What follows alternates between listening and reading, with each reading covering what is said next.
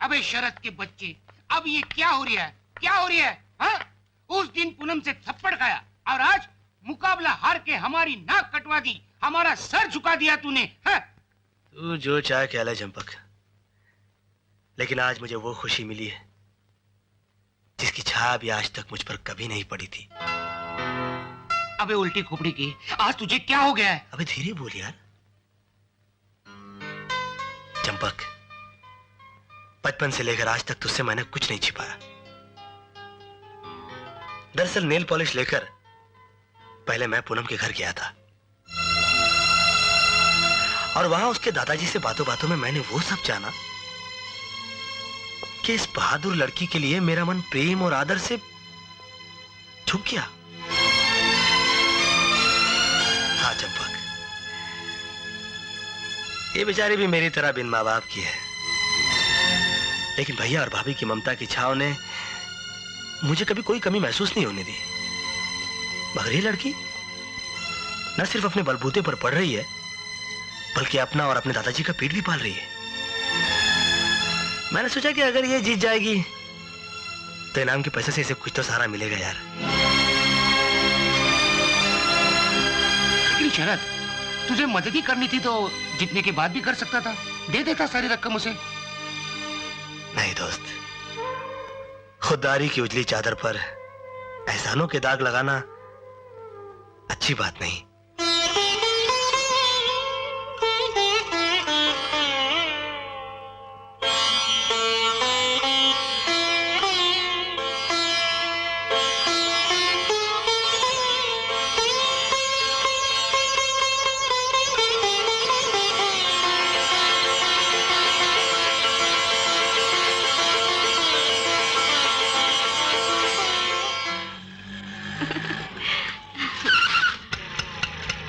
Bye.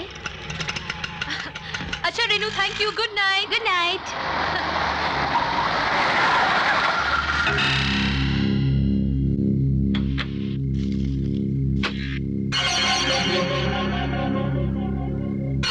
Sir आप?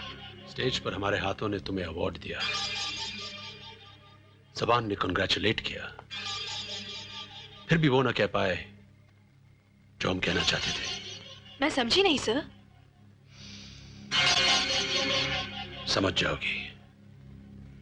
पहले ये मुरझाए हुए फूल नीचे फेंक दो और ये गुलाब कबूल कर लो जिन्हें हम खास तुम्हारे लिए अपने दिल की बगिया से तोड़ के लाए हैं।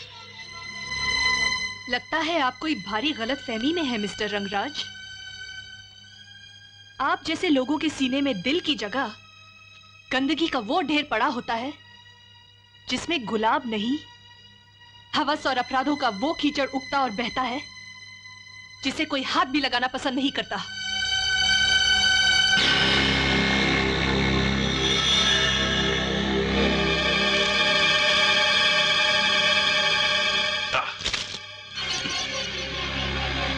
ठीक है,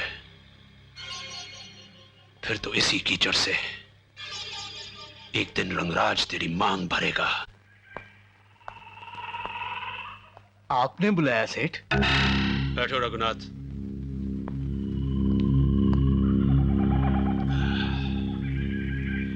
अभी तू हमारे साथ बैठकर पीने के काबिल नहीं हुआ है, लेकिन हो सकता है अगर तू चमचागिरी को रिश्तेदारी में बदल दे तो। वो कैसे सेठ? तुम्हारी एक हसीन और जवान भतीजी है, उसने हमारे साथ बदतमीजी की है, लेकिन हम उसे दिल दे बैठे हैं, उसकी मांग भरने का फैसला कर बैठे हैं। तुम्हें हमारा यह काम करना होगा।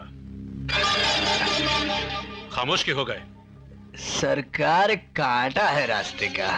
कांटा हम उखाड़ कर फेंक देंगे, बाकी काम हम पूरा कर देंगे, ये हमारा वादा रहा। Good good. रवि, रघु साहब को ड्रिंक दो।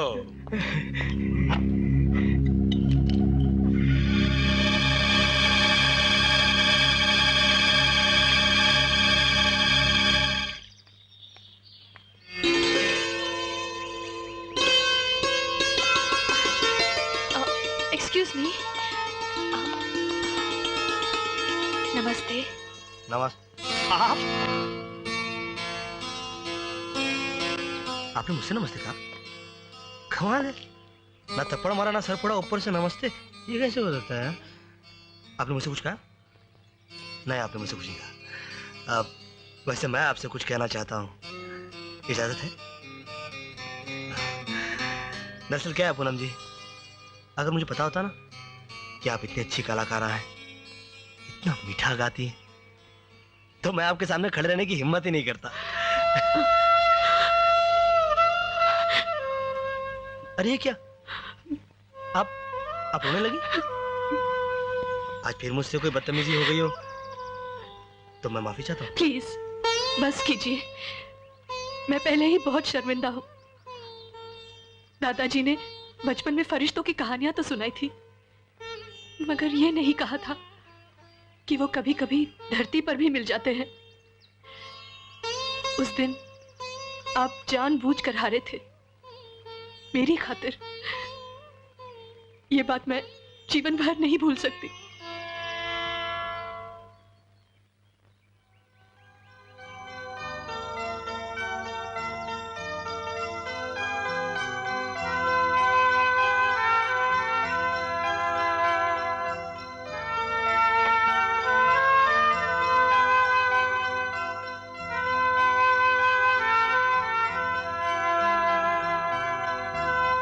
रंगों की महफिल में खुशबुओं के मेले भी जुड़ने लगे हैं।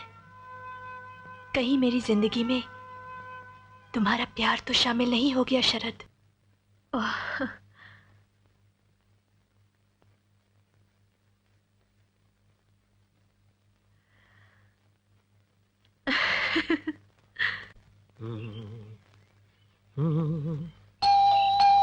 गुड्डी देख तो कौन है?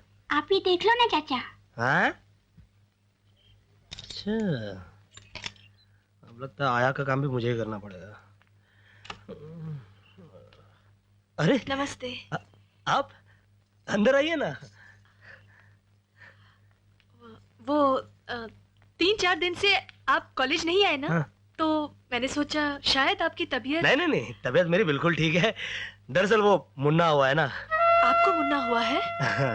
नहीं नहीं नहीं नहीं, मेरी भाभी को मुन्ना हुआ है, और मेरे भैया टूरिंग जॉब पे रहते हैं ना, इसलिए झाड़ू फटका सब हाँ। मुझे ही कर। चाचा, हाँ मेरे स्कूल की बस आ गई है, मैं जा रही हूँ। बाय। बाय। अरे सुन, अरे दूध तो पीती जा। अरे वो दूध तो मैं चूल्हे पे रख के आ गया था, अभी आया। Excuse me.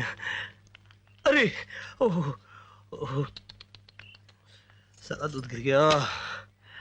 ओह, लगता है आज भी काला जाना नामुमकिन है। आप तैयार हो जाइए, ये मैं साफ कर देती हूँ। लाइए। आप पहली बार मेरे घर आई और मैंने आपको मुसीबत में डाल दिया। मुसीबत में तो आप डाल ही चुके हैं। खैर, 4 दिन से गुड्डी की स्कूल बस नहीं आ रही थी, उसे भी छोड़ने जाना पड़ता था। अच्छा वो आज बस भी आ गई, और आप भी। अब क्लास मिस नहीं होगी। चल आइए। पति, जल्दी कर। अरे बुआ, पाया लागू। जीते रहो। घर क्यों बंद है? भाभी अस्पताल में है ना, मुन्ना हुआ है। अच्छा, हाँ जय बंसी वाले की। चलो, वंश चलाने वाला तो आ गया। हाँ आ गया। बेटा, हाँ? संग में इस बार रूपमती को लाई हूँ। अच्छा। गंगा से कह दियो घर की कोई चिंता न करे, मेरी रूपमती सब संभालेगी। वाह, तो ये रही चाबी। हाँ, ये कौन है रे? ये जी मैं पूनम हूँ। नमस्ते। शरद हाँ। जी के साथ ही पढ़ती हूँ कॉलेज में। चले शरद? चलो। अच्छा, अच्छा, बुआ। नमस्ते।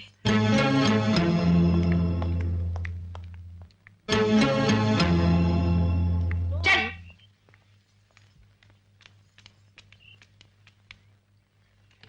लाखों में एक है शरद।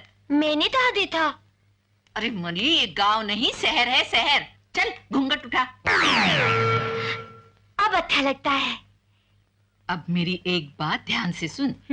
शरद को जीतने के लिए ऐसी बढ़िया बढ़िया चीजें बना के खिला कि पेट के रास्ते तू सीधे उसके दिल में घुस जाए। ठीक है, मैं भी दाल भिगो देती हूँ। ऐसे दही बल्ले बनाऊंगी कि वो मेरी उंगलियां चूम लेंगे। मरी बेशरम, बड़ी उतावली हो रही है। चल।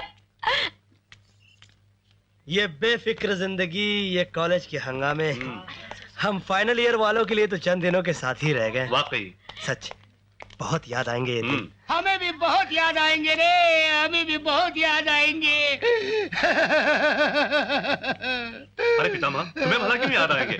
तुम तो अपने फर्स्ट ईयर में हमेशा एवरग्रीन रहोगे। अरे वही तो रोना है यार। आज ऑफिस के एक बाबू ने मुझे अंदर की न्यूज बताई। अंदर की खबर भी सुना रहा है और भब्बू की तरह ऐलान भी कर रहा है। आज तो बोल ना अंदर की बात क्या है। लो अब साउंड ही गायब कर दिया।